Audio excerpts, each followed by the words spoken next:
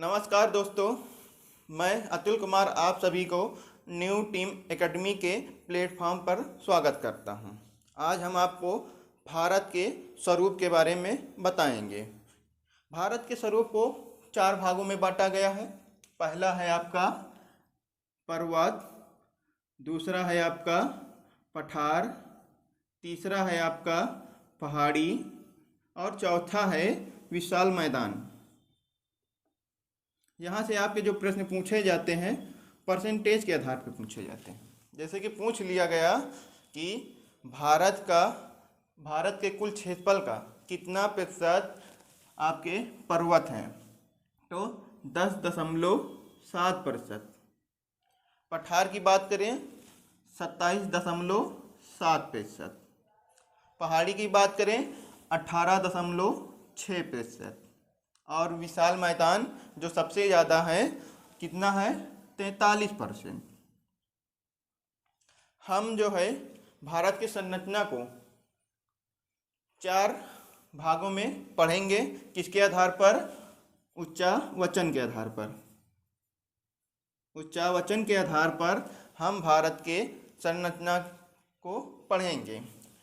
पहला जिसमें आपका ये भी 4 प्रकार के हैं। जैसे पहला आपका हो गया उत्तर पर्वत व घाटी प्रदेश, दूसरा है आपका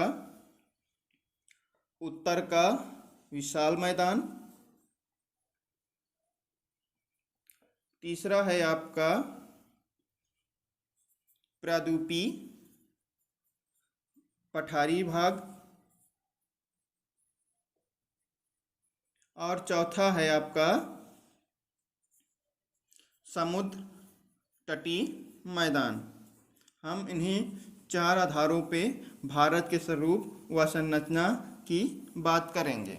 ठीक है, हम आज की वीडियो में आपको उत्तर पर्वत और घाटी प्रदेशों पे चर्चा करेंगे, जिसके अंतर्गत हिमालय पे चर्चा करने वाले हैं। ठीक है, तो हिमालय के उत्पत्ति के सिद्धांत पर 2 ही सिद्धांत मान्य हैं। बहुत वैज्ञानिकों ने अपने अपने मत दिए, सिद्धांत दिए, लेकिन अभी तक सर्वमान्य 2 ही सिद्धांत हैं। पहला है आपका 33 का कोबर मुसन्नत सिद्धांत है और दूसरा जो है आपका प्लेट विवर्तनिक सिद्धांत। इन सिद्धांतों में बताया गया है हिमालय की उत्पत्ति के बारे में कि हिमालय की उत्पत्ति कैसे हुई है।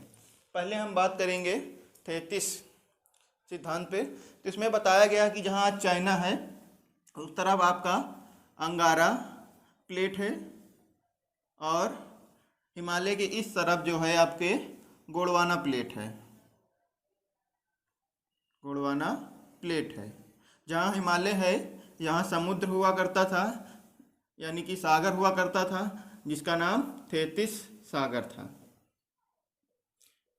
जो नदियों का प्रवाह था आपके हिमालय की तरफ यानी 33 सागर की तरफ हुआ करती थी, जिसके वजह से जो यहाँ के कण थे सब धीरे धीरे जमा होने लगे। ये प्लेट आपस में एक दूसरे की ओर आने लगे, गत करने लगे, जिसके वजह से वलन शुरू हुआ और हिमालय की उत्पत्ति हुई। दूसरा आपका जो सिद्धांत है प्लेट विवर्तनिक सिद्धांत, इसमें बताया गया है कि आपके जो एशियाई प्लेट है और इंडियन प्लेट से, इन दोनों प्लेट से हिमालय की उत्पत्ति हुई है। इसमें जैसे कि ये एक दूसरे की ओर गतिशील होने लगे। आपका जो इंडियन प्लेट है ये अधिक संघनन है और एशियाई प्लेट आपके कम संघनन है, जिसके वजह से कैसे कि हम फिगर से बता दें, जैसे आपका ये इंडियन प्लेट है और ये आपका एशियाई प्लेट है। जब ये एक दूसरे की ओर गतिशील होने लगे तो ये आपका जो है अधिक संघनन है जिसके वजह से ये नीचे विक्षेपित हो गए और ये भाग आपका ऐसे ही वाला भाग ऊपर उठ गया, जिससे कि हिमालय की निर्माण या हिमालय का उत्पत्ति हुई है। ठीक है, अब हम बात करेंगे हिमालय के प्रकारों पर, उनके भागों पर चर्चा करेंगे। हिमालय को जो है मुख्यतः 4 भागों में बांटा गया है। पहला है आपका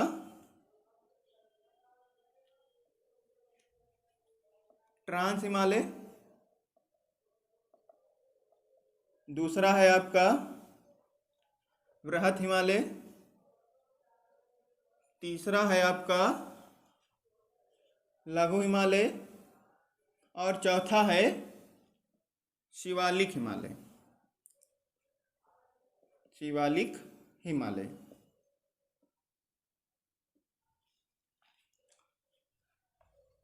ट्रांस हिमालय और बृहत हिमालय को जो अलग करने वाली रेखा है या लाइन है, उसको हम लोग हिंज लाइन कहते हैं। हिंज लाइन, इस लाइन के माध्यम से ये अलग होती हैं, यानी कि अंक भागों में अलग बांटा गया है। जैसे बात करें बृहत हिमालय और लघु के, तो ये आपके मेन, सेंट्रल, थ्रस्ट द्वारा अलग होते हैं। लघु हिमालय और शिवालिक हिमालय अलग करने वाली रेखा को हम लोग क्या कहते हैं? मेन बाउंड्री फॉल्ट द्वारा, यानी कि मेन बाउंड्री फॉल्ट रेखा द्वारा हम लोग लघु हिमालय और शिवालिक हिमालय को अलग करते हैं।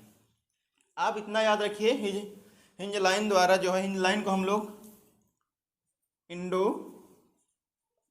सरायो सचर जोन भी कहते हैं।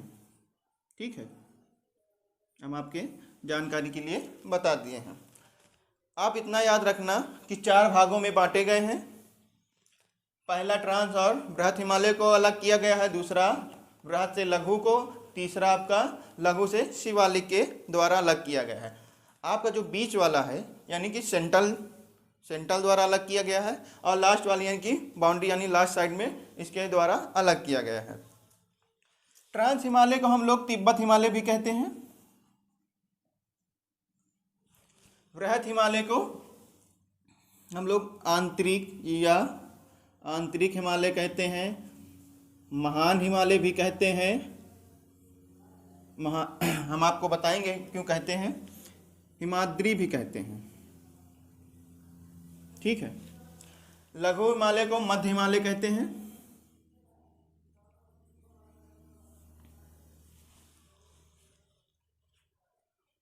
आपके जो महान हिमालय कहा जाता है बृहत को, क्यों कहा जाता है? क्योंकि विश्व के जो सबसे ऊंचे पर्वत चोटी हैं आपके इसी क्षेत्र में पाए जाते हैं, जिसके कारण हम लोग महान हिमालय कहते हैं। बात करें हिमाद्री की, तो हिमाद्री इसलिए कहते हैं क्योंकि इस पर्वत चोटियों पर यानी कि बर्फ़ के परत से ढके रहते हैं, जिसके वजह से हम लोग इसको हिमाद्री हिमालय कहते हैं। बात करते हैं आपको एक एक पर। तो ट्रांस हिमालय में जो है एक ही पर्वत चोटी है, जिसको हम लोग K2 गार्डविन या इसी को हम लोग नंदा देवी या नंदा पर्वत कहते हैं। इसी को हम लोग नंदा पर्वत कहते हैं। ठीक है, इसमें आपके मुख्य रूप से 4 ग्लेशियर पाए जाते हैं,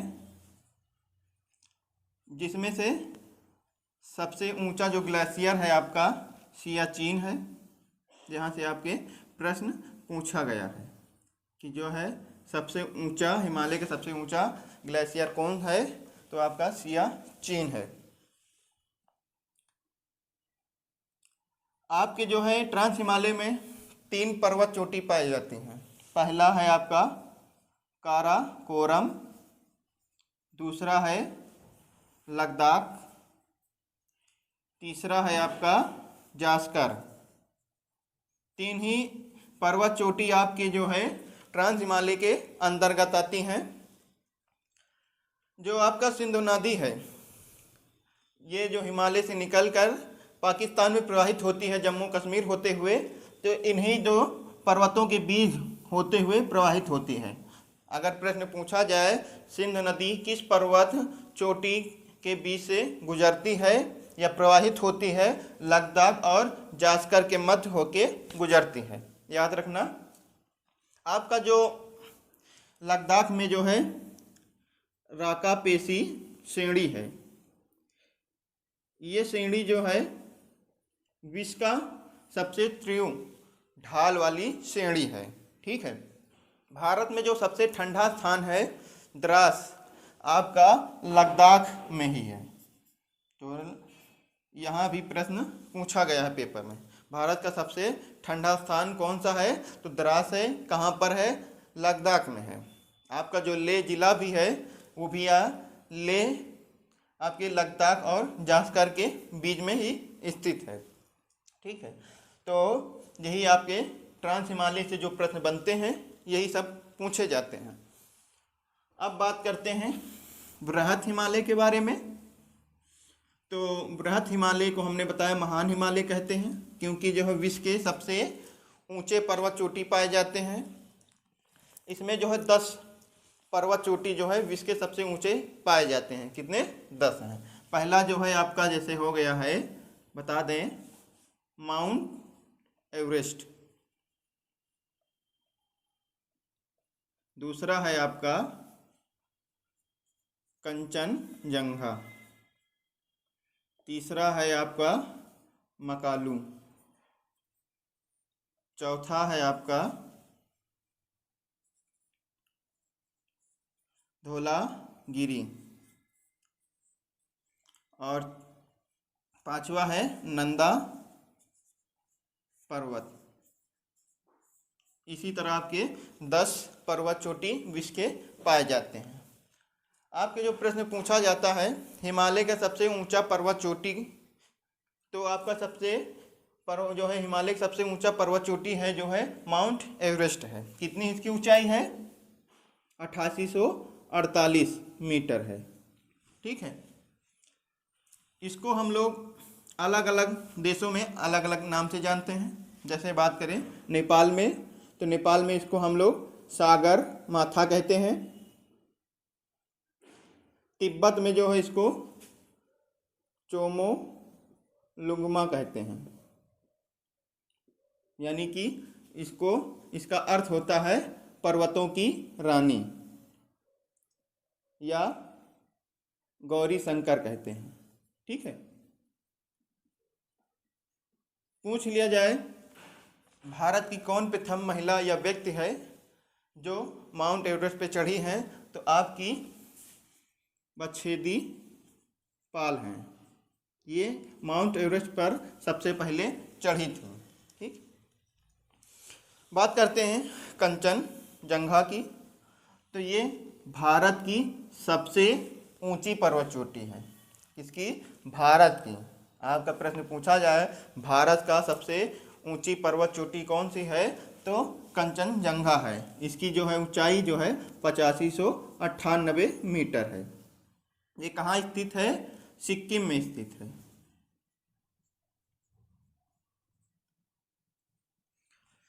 तो आपके प्रश्न यहीं से ज़्यादातर पूछे जाते हैं। इसमें जो है 2 ग्लेशियर पाए जाते हैं उत्तराखंड में। कौन कौन से हैं, गंगोत्री हो गया जहाँ से गंगा जी की उत्पत्ति हुई, और दूसरा है यमुनोत्री जहाँ से आपकी यमुना जी निकलती हैं। ठीक है। लघु हिमालय की बात कर लें तो लघु हिमालय में जैसे हम लोग पहुँचेंगे तो यहाँ जो है ऊंचाई घट जाती है, जिसके वजह से यहाँ हरे घास पाए जाते हैं। अलग अलग प्रदेशों में अलग अलग नाम से जाने जाते हैं। जैसे जम्मू कश्मीर में मर्ग कहते हैं। क्या कहते हैं, मर्ग कहते हैं। जैसे कि आपका गुलमर्ग हो गया, सोनमर्ग हो गया। उत्तराखंड में इसको उत्तराखंड हो गया, या यूपी में यहाँ के जो है हरे घास को हम लोग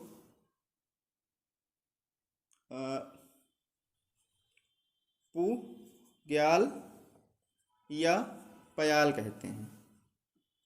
ठीक है, बस यही आपके प्रश्न यहाँ से पूछे जाते हैं। बात करते हैं शिवालिक हिमालय। तो ये सबसे आपका नवीन श्रृंखला वाला हिमालय है।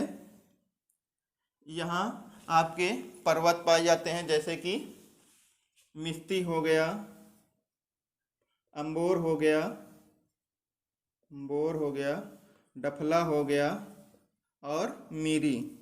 ये पर्वत चोटी आपके पाए जाते हैं शिवालिक हिमालय के अंतर्गत। कहाँ पर? अरुणाचल प्रदेश में। ठीक है, तो आपके जो प्रश्न पूछे जाते हैं हमने एक एक पे चर्चा कर दी, इससे बाहर आपके प्रश्न नहीं आएगा। एक चीज़ और बता दें, जो लघु हिमालय और शिवालिक हिमालय के बीच में समतल मैदान है, इसको हम लोग दर्रे दून या द्वार कहते हैं। जैसे कि आपका हरिद्वार हो गया, देहरादून हो गया। ये जो है आपके लघु हिमालय और शिवालिक हिमालय के बीच में समतल मैदान है। ठीक है, और बहुत सारे हैं जो महत्व हमने आपको बता दिया। हिमालय का तो उत्तरी पर्वत के आधार पर हमने आपको बताया। अगर बात कर लें हिमालय के नदियों के आधार पर विभाजन की, तो ये भी 4 भागों में बांटे गए हैं। नदियों के आधार पर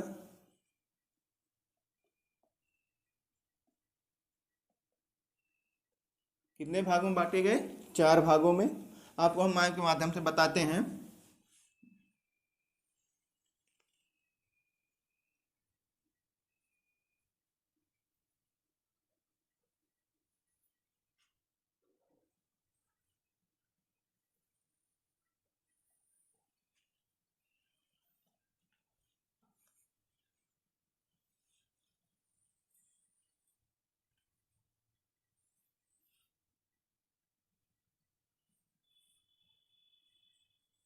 ठीक है, समझ लीजिए, थोड़ा गड़बड़ बना है। कैसे? ये आपका जम्मू कश्मीर है, ये आपका नेपाल है और ये आपके सिक्किम है। यहाँ से आपका सिंधु नदी प्रवाहित होती है, जो जम्मू कश्मीर को चली जाती है। यहाँ से आपका सतलज नदी निकलती है, यहीं से आपकी काली नदी निकलती है, और यहाँ सिक्किम में तीस्ता नदी निकलते हुए बांग्लादेश को चली जाती हैं, और यहीं से आपकी ब्रह्मपुत्र नदी आती है, जो बांग्लादेश में प्रवाहित होती है लास्ट में। तो ये आपका सिंधु नदी हो गया, ये सतलज नदी हो गया, ये आपका काली नदी हो गई, ये आपका तीस्ता नदी, ये ब्रह्मपुत्र। ठीक, इन्हीं के आधार पर हम लोग हिमालयों को विभाजित करते हैं। जो सिंध, ये जो आपका सिंध और सतलज नदी है, इस बीच का जो क्षेत्र है, इसको हम लोग कश्मीर हिमालय कहते हैं। इसी को पंजाब हिमालय के नाम से भी जाना जाता है। सतलज और काली नदी के बीच का जो क्षेत्र है आपका, इसको हम लोग कुमायूं हिमालय कहते हैं। ठीक है, और काली से और तीस्ता के बीच में जो क्षेत्र है, आपको इसको आपका नेपाल हिमालय के नाम से जाना जाता है। और तीस्ता से और ब्रह्मपुत्र के बीच का जो क्षेत्र है, उसको हम लोग असम हिमालय कहते हैं। ठीक है, कश्मीर हिमालय में आपके जैसे झील हो गए, दर्रे हो गए, जैसे बुलर जो है झील है, ये सब चीज़ आपके कश्मीर हिमालय के अंतर्गत आते हैं। कुमायूं हिमालय के अंतर्गत जो है आपके कैसे ग्लेशियर इसके अंतर्गत भी आते हैं, दर्रे इसके भी अंतर्गत आते हैं, जैसे कि आपका नीथ हो गया, माना हो गया, ये सब दर्रे कहाँ आते हैं? आपके कुमायूं हिमालय के अंतर्गत आते हैं। नेपाल हिमालय के अंतर्गत इसके जो है ऊंची चोटियाँ हैं, वे सब इसके अंतर्गत आते हैं। असम हिमालय के अंतर्गत जैसे आपका गारो हो गया, खासी हो गया, जानतिया, ये सब पहाड़ियाँ आती हैं। ठीक है, ये हिमालय के भाग नहीं है, एक चीज़ ध्यान दीजिएगा, इस क्षेत्र में ये पहाड़ियाँ पाई जाती हैं, लेकिन हिमालय का भाग नहीं है। आपको हम एक चीज़ और बता दें जो प्रश्न में पूछा जाता है, कैसे पूछ लिया जाए कि नदियों का देश किसे कहा जाता है, तो आंसर आप क्या होगा, बांग्लादेश होगा। अब पूछ लिया जाए नहरों का देश, तो आपका आंसर क्या होगा, पाकिस्तान होगा। ठीक है, ये आप लोग याद रखिएगा, ये सब प्रश्न पूछे जाते हैं, इसलिए हमने आपको बता दिया है। तो अगले वीडियो में हम आपको उत्तरी विशाल मैदान पढ़ाएंगे। ठीक है, तो मिलते हैं नेक्स्ट वीडियो में, तब तक के लिए जय हिंद।